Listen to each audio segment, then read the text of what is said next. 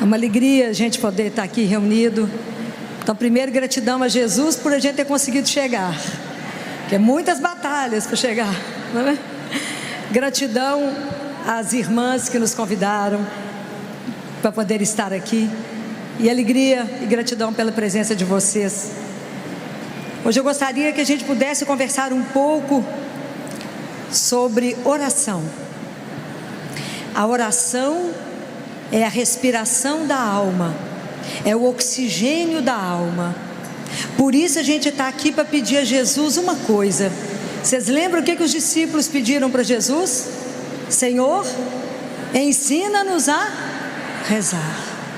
Porque muitas vezes com a nossa oração, a forma como a gente está rezando pode não estar alimentando a nossa alma, e a gente estar angustiada, que está igualzinho um asmático que não consegue entrar ar, não é? A gente está adoecido achando que o tratamento é psiquiátrico, e na verdade nós precisamos da oração. O que foi que Jesus ensinou? Quando rezardes, entra no teu quarto, fecha a porta. Então, nesse pedacinho eu queria comunicar uma coisa com vocês. Quando Jesus fala fecha a porta, não necessariamente a porta física, mas isso tem uma correlação com Apocalipse 6, que está escrito assim: abriu uma porta no céu. Apocalipse 4, desculpa, está escrito: havia uma porta aberta no céu. Então, quando você fecha a porta do seu quarto, quer dizer, você pede a Deus a graça do silêncio dos olhos, tem que fechar os olhos, do silêncio do ouvido para não ficar prestando atenção no que está acontecendo, no silêncio, porque não adianta fechar a boca e ficar pensando num tanto de coisa. Se esvaziar, o céu abre uma porta para que você entre e fala: vem aqui que eu vou te ensinar algumas coisas. Mas tem uma senha para entrar no céu, sabe qual é? Tem uma senha, alguém arrisca? Tem uma senha. A senha é Pai. Pai. Aí você entra e fala: Pai. Ele fala: à sua espera. À sua espera. O Senhor nos espera todos os dias, todo momento da nossa vida. E aí ele fala: entra no seu quarto, fecha a porta, e ele fala: não multipliqueis as palavras, como fazem os pagãos que acham que serão escutados pela força das palavras. Antes que vocês possam falar, o vosso Pai sabe o que vocês precisam. Vou contar uma história para vocês de oração, que foi uma das coisas que mais me impactou. Lá no hospital, nós recebemos uma criancinha com síndrome de Down, com uma cardiopatia grave, chegou com infecção. A gente teve que tratar da infecção para conseguir operá-la. Operamos, ela estava gravíssima, gravíssima. E uma das minhas funções era sentar com os pais e dar a notícia. Eu sentei com essa mãe e falei com ela: a neném está muito grave, e hoje nós temos só duas possibilidades. Ou ela vai responder a tudo que nós fizemos, e tinha muita coisa ligada. Neném no respirador, com óxido nítrico, os médicos que estão aqui sabem do que eu estou falando. Muitos remédios. Ou ela vai morrer. A equipe inteira achava que ela não ia dar conta, porque era uma neném que não tinha nem 3 quilos, muito desnutrida. Essa mulher olhou para mim e falou assim: a senhora já acabou? Já. Então, a senhora espera só um minutinho? Espera. Nós estávamos num quarto. O que essa mulher fez? Ajoelhou e fez a seguinte oração: em nome do Pai, do Filho e do Espírito Santo. Ela falou assim: Jesus, me dê a graça de criar uma criança com síndrome de Down, porque todas as outras que o Senhor me deu são perfeitas. Em nome do Pai, do Filho e do Espírito Santo. Acabou a oração. Ela olhou para mim e falou assim: doutora Filó, a minha filha acabou de ser curada. Pode imaginar? Eu entrei com ela para dentro do CTI, o paciente, a criança é muito grave, e ela falou comigo assim: a senhora sabe que eu sou analfabeta e que eu não sei ler, mas eu reconheço todos os números, doutora, e todos os dias a senhora irá vir cá e me contar que diminuiu um número desses remédios. Assim seja. Amém? Amém? Muito bem, vocês podem imaginar que todos os dias que eu chegava para dar notícia, realmente a gente tinha diminuído algum remédio. E ela falava comigo assim: tá vendo? A senhora diminuiu esse, diminuiu esse, diminuiu esse. Eu não preciso dizer para vocês que essa criança saiu de alta, curada só com a síndrome de Down, mas o resto ela curou. E por muitos anos, essa mulher voltava todos os anos no CTI. E a menina cresceu, engordou, etc. E ela falava comigo: doutora Filó, sabe por que eu volto todos os anos? Eu falei: não. Ela falou: eu volto aqui só para que a senhora nunca desista da missão. Por isso eu retorno aqui todos os anos. Então, quando Jesus fala isso conosco, Ele nos ensina como que a gente fala com Ele. Qual é a nossa dificuldade? A gente esconde umas coisas de Deus. Assim, não foi só Adão e Eva que se escondeu de Deus. A gente, do ponto de vista espiritual, não conta tudo para Jesus, e às vezes as coisas que a gente precisa dizer. Então, oração significa que eu me rasgo, que eu me coloco nua diante de Deus. É necessário eu me expor inteira para Ele, porque qual é a ilusão que a gente tem que esconde o que de Deus? Qual é a ilusão? Nós temos ilusão. Ele nos conhece, Ele nos viu dentro do útero da nossa mãe. Então, é uma ilusão que a gente esconde alguma coisa. Então, existe um livro que eu gostaria que vocês todos lessem. Esse livro, na verdade, Jesus fez para os sacerdotes, mas a gente vai lá e lê também, né? Porque ele fala que esse livro iria chegar nas mãos daqueles que Ele permitisse. O livro tem um título que se chama, ele em latim o título, mas ele é em português, escrito Ensino Iesu. É a conversa de Jesus com um monge, e esse monge está vivo, então o livro é só escrito um monge beneditino. E quando Jesus ensina assim para ele: quando você vier me ver, vier conversar comigo, vem e fala comigo assim: Senhor, conta para mim os seus problemas, traga todos, traga os problemas, porque, essa é a frase dele, porque a solução eu as tenho. Pode imaginar que Deus é esse? Que eu posso chegar diante dele e contar um problema, mas não dê solução para Jesus. Conta para ele: Jesus, meu marido perdeu o emprego, só. Jesus, meu filho está fazendo isso, só. Venha para mim e traga os seus problemas, porque a solução eu as tenho. Pode imaginar que Deus é esse? Que coisa escandalosa que é uma coisa chamada oração. É a forma que o nosso Pai nos permite falar com Ele, porque uma oração Deus escuta, e se a gente não atrapalha Ele, faz.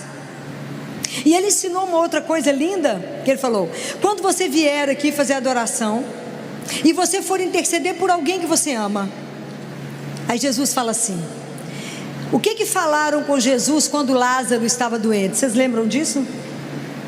Falaram assim para Jesus: Jesus, Lázaro, a quem tu amas, está doente. Então Jesus falou: vocês vão chegar aqui no Santíssimo, aí você fazer adoração.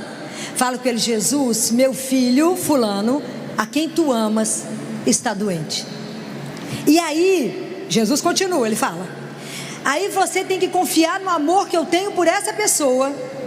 Não tem que sugerir nada, e nem tem que ter curiosidade sobre o que eu vou fazer com ela. Ok? Porque a gente não pode ficar lá falando com Jesus: ô Jesus, você já resolveu aquele negócio? Porque quando a gente entrega, é dele. É dele. É dele, não te pertence mais. É somente dele. Isso, e ele falou: não fique preocupado com a vida do outro, preocupe apenas com a situação da sua alma, porque eu posso te chamar hoje. Jesus não é brinquedo. Não fica curioso com a vida do outro, mas preste atenção na sua alma. E isso é uma das coisas tão lindas. Vocês têm ido fazer adoração ao Santíssimo? Pelo menos uma vez por semana? Ah, muito bem. Tem que ir lá ver Jesus. Ele se queixa do quanto ele fica sozinho. Sabia que essa é a 8ª dor de Nossa Senhora? Ela conta isso, que é o abandono de Jesus, o Santíssimo, é a 8ª dor dele, que a gente passa na porta da igreja e não vai lá dar um beijo nele, não vai lá falar com ele. E Jesus, ele escuta. E sabe o que me encanta na oração? Porque você não tem que marcar a hora, Ele que te espera. Ele, você chama, Ele está ali. Ele não te exige uma roupa nova. Ele não te exige nada. E aí a gente reza deitado, coberto e no escuro. Estou falando alguma mentira? Qual consciência que temos de Deus vivo? Zero. Se eu for na sua casa agora, você vai colocar a melhor toalha, melhor louça, e eu sou nada, um pó, igual a você. Mas Ele é um Deus vivo. Compreendem? Falar com Jesus é simples. Em outubro, eu faço adoração algumas vezes por semana. E aí eu saio do CTI, passo para fazer adoração. Cheguei lá e falei com ele: Jesus, a gente tem que programar tanto de assunto, né? Eu tenho muito assunto com ele. Falei com ele assim: Jesus, primeira coisa que eu preciso falar com o senhor é que as cadeiras lá das mães ficarem no CTI está muito ruim. O senhor olhou? Que a cadeira está dura, Jesus. As coitadas das mães ficam ali, não tem como inclinar, não tem como levantar as perninhas, não tem nada. E elas não ficam umas horas, elas ficam às vezes dias, meses. Então, o senhor falou que é para trazer o problema. Nós somos pobres, não temos dinheiro para comprar. Problema entregue, ok? Problema entregue. Entregue está entregue. Agora eu falei, agora o próximo assunto. Aí nós vamos para os outros assuntos. Pega aquilo lá, o dinheiro me pertencia. Isso foi na quinta-feira. Na segunda-feira eu estava no CTI trabalhando. Quando eu olhei para a porta, tinha um dos milionários que costuma ir lá me visitar. Aí eu cutuquei Jesus, falei com ele assim: o senhor já trouxe as cadeiras? Ah, que eu tinha certeza que ele tinha levado as cadeiras. Certeza que ele tinha levado.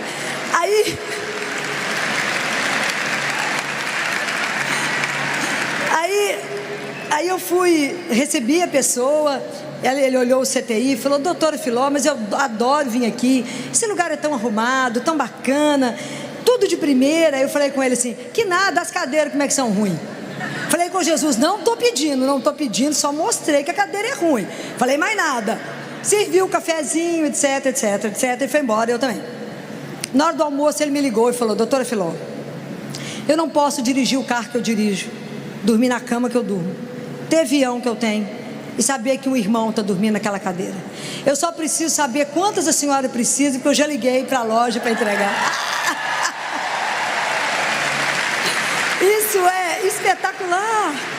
Então, oração é uma coisa espetacular.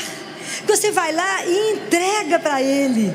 Mas quando você entrega e não dá sugestão nenhuma, e nem fica cobrando dele. Você já resolveu o negócio? Entregou, está entregue. Esquece porque não te pertence. Eu acho isso absolutamente maravilhoso. Alguém pergunta: você tem problema? Nenhum, já entreguei todos, né?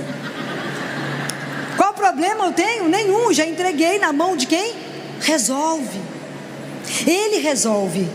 E é só isso que basta. É preciso resolver. Entregar é confiar. Aí vocês falam assim: ai Filó, mas eu queria tanto poder conversar com Jesus hoje, vivo. Vocês não conversam com Ele não, vivo? Aonde que vocês encontram com Ele, vivo? Que vocês pegam nele, aonde? Na Eucaristia. E aí quando vocês recebem a Eucaristia, qual que é a primeira coisa que vocês têm que falar? Obrigado, Jesus, obrigado, porque o Senhor não desistiu de nós. O Senhor permaneceu, o Senhor não desistiu de mim, o Senhor se faz meu alimento e meu sustento, o Senhor é a força que carrega esse corpo, é o Senhor que me levanta, igual está lá em Isaías: aqueles que contam com o Senhor renovam suas forças, né? Voam como águia, corre sem se cansar e vão para frente sem se fatigar. Não pode esquecer de falar obrigado. Jesus fala isso para uma mística francesa, Gabriele. Ele fala: Gabriele, quando você recebe uma visita importante, você não deixa ela sentada na sala e vai para a janela ver quem está passando. Mas é assim que a gente recebe a Eucaristia. Recebe a Eucaristia e fica de olho em outro que está comungando, vê na roupa do outro, ou vai para os pés de Nossa Senhora com todo o amor que eu tenho a ela. É lugar de ir para ela? Não. Vocês acabaram de receber Jesus vivo. Como é que vocês vão parar em outro lugar e ficar vigiando quem está rezando ou não? Presta atenção, porque nós andamos comungando como se fosse rotina. Será que a gente tem noção que a gente recebe corpo, sangue, alma e divindade?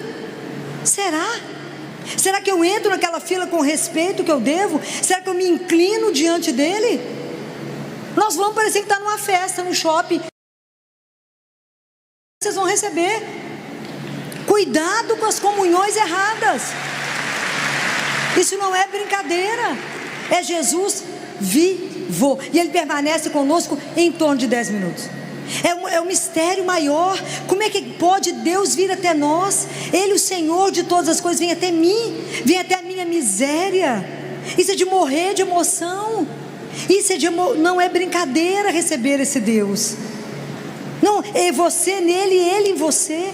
Ele nos absorve e nos transforma, mas mostra para ele a sua miséria. A hora que você for ao Santíssimo, fala com ele. É tão lindo. Eu tenho uma devoção particular à Sagrada Face de Jesus.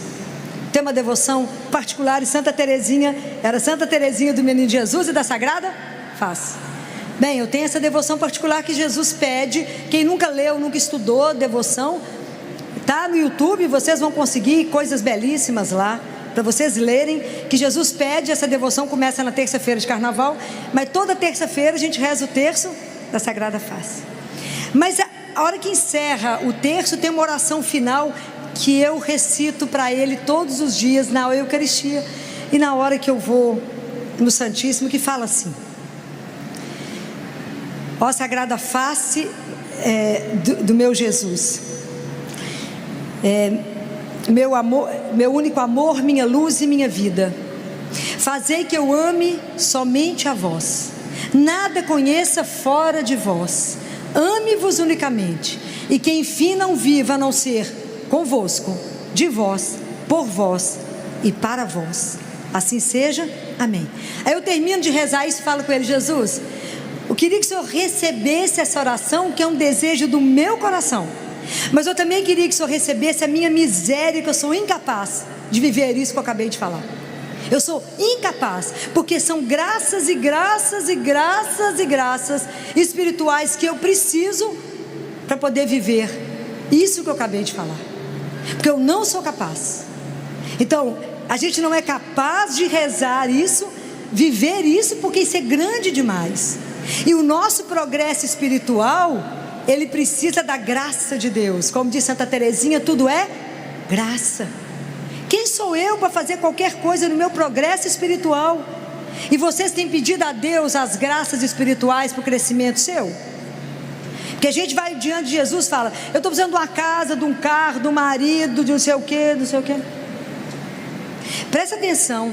Deus Pai, naquele livro Diálogo com Catarina de Siena, ele fala: Catarina, os meus filhos só pedem coisas materiais. Não que não precise, mas ele não sabe de tudo antes que a gente abra a boca? Sabe? Eu não tenho que confiar nele? Deveria. Ele é meu pai, eu deveria confiar. Mas ele fala: os meus filhos não me pedem graças espirituais. Não vejo ninguém sofrer porque não adquiriu humildade, paciência, tolerância. A gente não pede? A gente não pede. É preciso dizer a Jesus assim: Jesus, olhe para a minha miséria, olhe para mim, o Senhor que me conhece, e me conceda as graças que eu preciso para chegar no céu, senão não chego. Compreende? É assim que senão não ganhamos lá.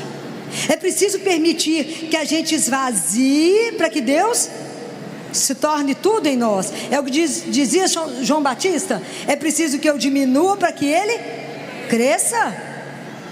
Não tem ego aqui, o ego tem que morrer para que Deus seja tudo em nós.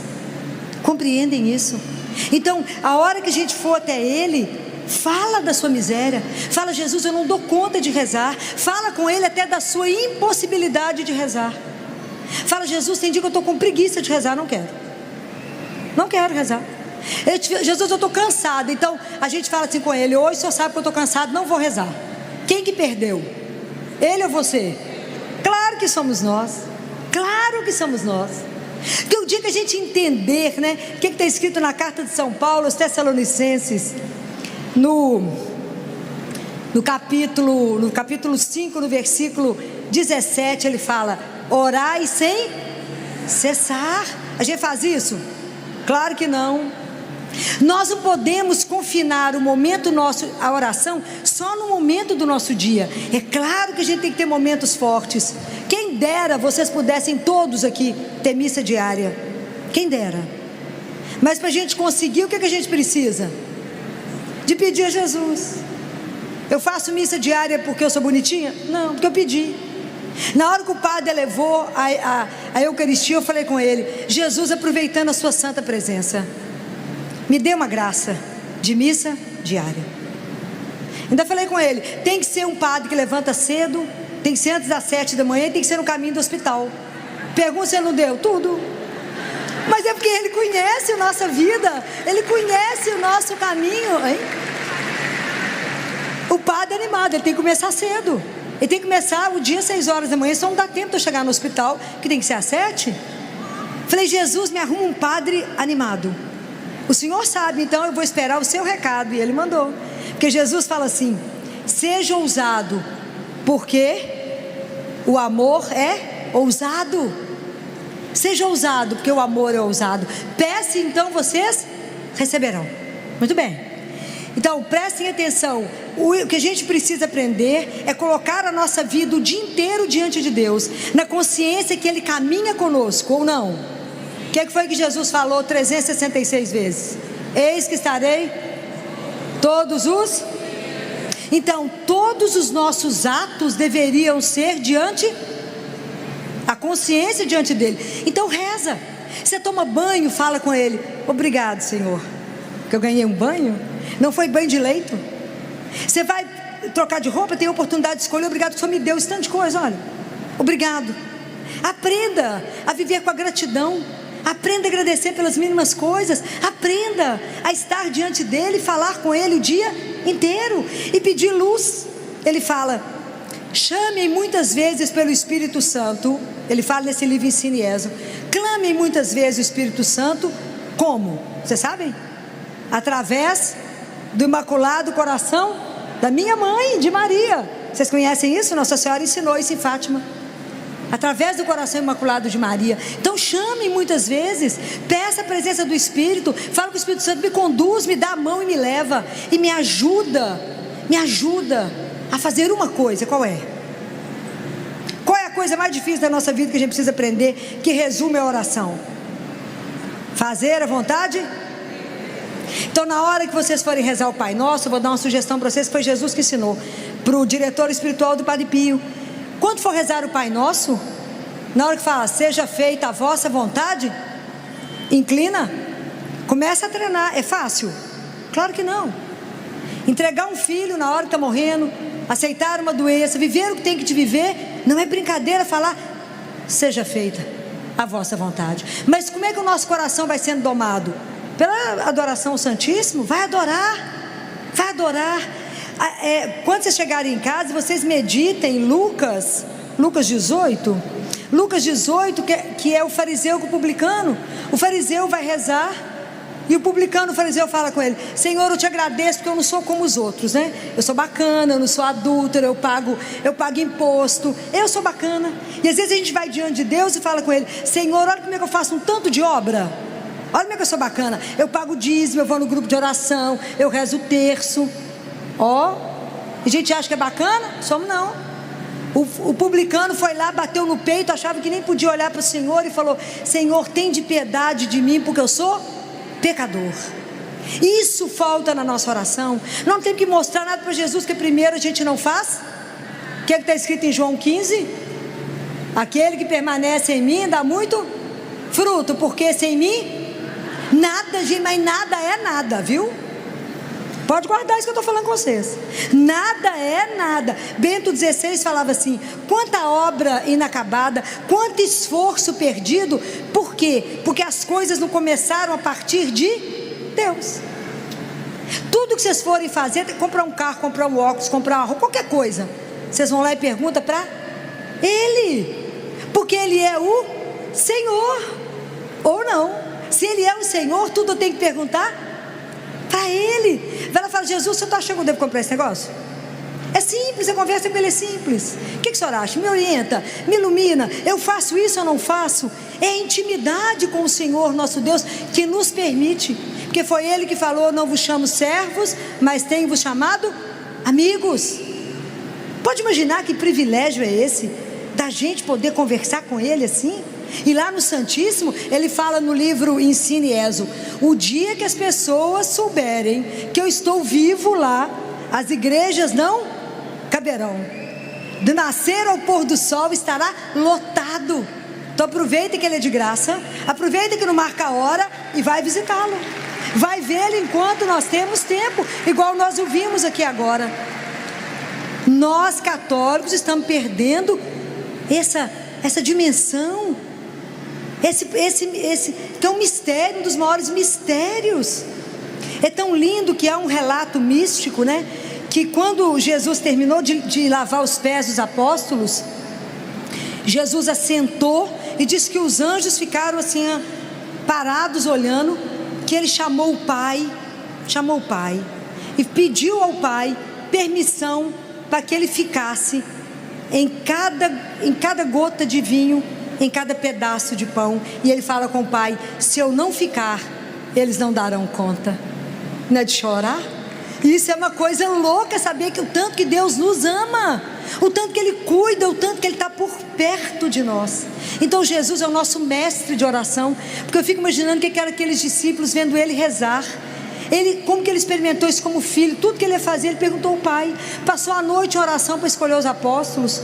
Tudo que Ele ia fazer, Ele falava com o Pai. Nós que não sabemos nem engatinhar, achamos que resolvemos tudo sozinho. E resolvemos? Não. Bem, essa é uma parte que eu queria que vocês entendessem. Mas eu queria falar de uma outra coisa. Jesus fala nesse livro, Ensine Ezo, que depois da Santa Missa existe a oração que mais agrada ao céu. Vocês sabem qual é? Qual a oração que mais agrada ao céu? É rezar o terço. Ele fala que essa oração foi feita no céu para os corações simples, que é uma oração simples. Então preste atenção nisso. Nossa Senhora pediu há mais de um século, e não há aparição que ela não peça, que reze o terço. O terço, ele é contemplativo, é uma oração contemplativa. Então as pessoas falam: mas não dou conta de rezar porque é repetitivo. Presta atenção. Quando a gente reza o terço, o corpo do terço é Pai Nosso, Ave Maria, ok? Mas a alma do terço são os mistérios da vida de Jesus, que são os mistérios da nossa salvação. Então, à medida que a gente vai rezando o terço, nós vamos recebendo graças que vai passando da cabeça para o coração, e a nossa vida começa a ser meditada no terço, os nossos problemas, nossas alegrias, sob o olhar de Jesus e de Maria. Jesus descreve assim nesse livro, que a oração do terço pode curar doenças incuráveis. Ele fala que à medida que a gente reza, as graças são derramadas. Essa palavra é dele, não é minha. As graças são derramadas, e às vezes a gente não tem noção. Então é preciso rezar o terço todos os dias. É preciso rezar o terço todos os dias.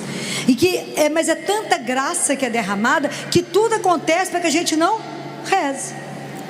O menino chama, alguma coisa acontece, marido, tudo acontece para você não rezar. Então você precisa pedir a graça. Você pede a Nossa Senhora, fala: só me dá a graça de rezar o terço todo dia, senão a gente não pense que a gente, pelas nossas forças, a gente é capaz de alguma coisa. Jesus fala também isso no livro. Ele fala: não confie em você, confie apenas em mim. Olha que coisa difícil. Falou: Jesus, está entregue, meu filho, não posso confiar em mim que eu não presto, mas no Senhor tudo entregue. Compreendem? É tudo entregar para Ele. O terço é o nosso caminho de santificação, e o terço, ele tem um poder tão interessante, porque ele tem também uma função que nos relembra os cenáculos que Nossa Senhora ficava com os apóstolos. Lembra quando Bento XVI renunciou? Lembram? O que o povo fez? O povo foi para a Praça do Vaticano e começaram a rezar o terço, cada um numa língua, juntos, mas um falava aí o pessoal respondia na sua língua. Eles voltavam exatamente no cenáculo. Eles estavam juntos com Nossa Senhora, pedindo a Nossa Senhora que intercedesse pela igreja naquele momento difícil. Fala, a senhora é mãe dele, é mãe da igreja, nos ajude nesse momento de dificuldade. Compreenda a importância. E tem uma outra coisa maravilhosa. Quando Nossa Senhora falou lá em Fátima para os meninos assim: pela oração do terço depende o quê? A paz do mundo. Nossa Senhora falou isso. Por causa da oração do terço depende a paz do mundo. A gente fala, mas eu rezar o terço na minha casa depende da paz do mundo? É porque a gente está acostumado e quer coisas espetaculares, né? E Deus tem isso, né? Ele pede muito pouco para o tanto que Ele vai fazer. É sempre muito grandioso. Lembra da história de Naamã, o sírio? Lembra do sírio que tinha leproso, Naamã, lembra? Que aí, não lembra não? Está na palavra de Deus.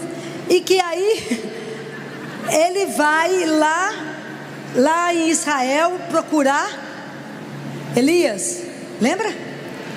E aí primeiro ele foi no rei de Israel, o rei falou que não era com ele, foi com ele em Elias, e Elias não saiu de onde estava e falou: manda ele mergulhar 7 vezes no Rio Jordão. Aí Naamã ficou bravo, falou: eu andei isso tanto, e aqui para mergulhar nesse rio fajuto, eu moro num lugar que tem um rio grande, o rio Eufrates, por que eu vou entrar aqui? Aí foi embora, estava indo embora, o servo dele correu atrás dele e falou: meu senhor, mas se ele tivesse pedido uma coisa difícil, o senhor não faria? Faria, então, é só mergulhar 7 vezes na água. E aí ele mergulhou 7 vezes, ficou com a pele igual de uma criança. Então não duvidem do poder do terço, porque quem faz as coisas somos nós. É Deus, é o Senhor. Ele só nos pede que reze o terço. Então vou contar uma outra história para vocês. Então muitas histórias de terço, né? Mas eu escolhi uma que em 2011, acho que foi 2011, por aí. O meu irmão, atleta, saudável, estava no fórum trabalhando, advogado.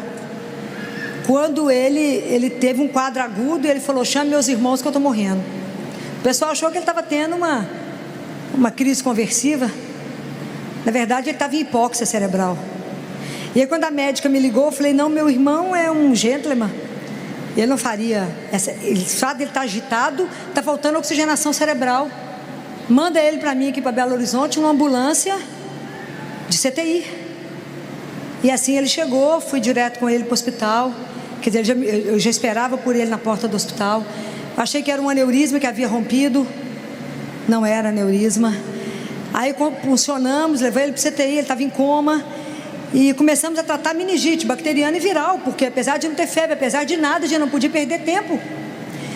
E meu irmão começou a fazer muitos exames, estavam esclarecendo o diagnóstico dele, e que depois esclareceu que ele fez uma dissecção aguda de artéria vertebral, e que se vocês veem as imagens, é impressionante, que parece um dedo que para lá na porta do centro respiratório.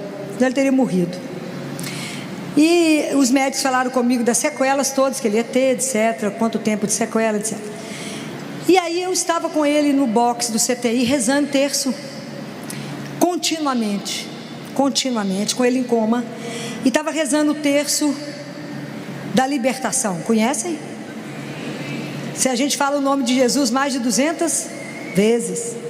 Então quando eu terminei de rezar, um deles, né, a técnica de enfermagem chegou e falou comigo assim: você precisa sair para resolver o problema do seu irmão de um exame. Deixei meu irmão em coma e fui resolver o problema. Quando eu voltei, essa técnica falou comigo assim: eu tenho um recado para você. Falei: pois não. O sacerdote que você chamou veio aqui. Eu falei: que sacerdote? Ela falou, eu falei: ele deixou o nome? Não. Ele deixou um telefone de contato? Não. Era o capelão? Não, eu conheço o capelão, não era. Ele foi em algum outro box? Não. Ele veio aqui e deixou um recado para você, que o recado é esse: fala para a acompanhante que estava sentada ali, que conforme solicitado, eu vi, que ela pode ficar tranquila, que não vai ter nada.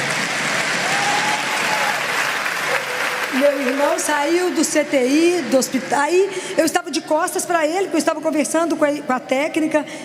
E ela falou, ele só levantou as mãos e rezou.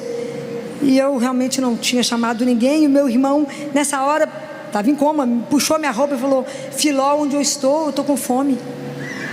Foi para casa, sequela zero, tudo zero.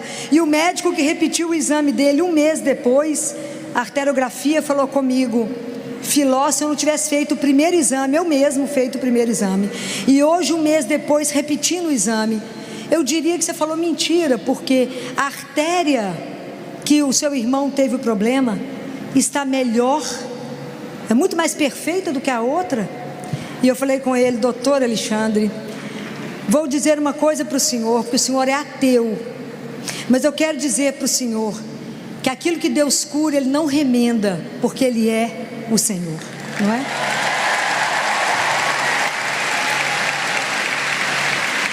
E antes de eu encerrar, eu quero contar mais uma história do terço, não é?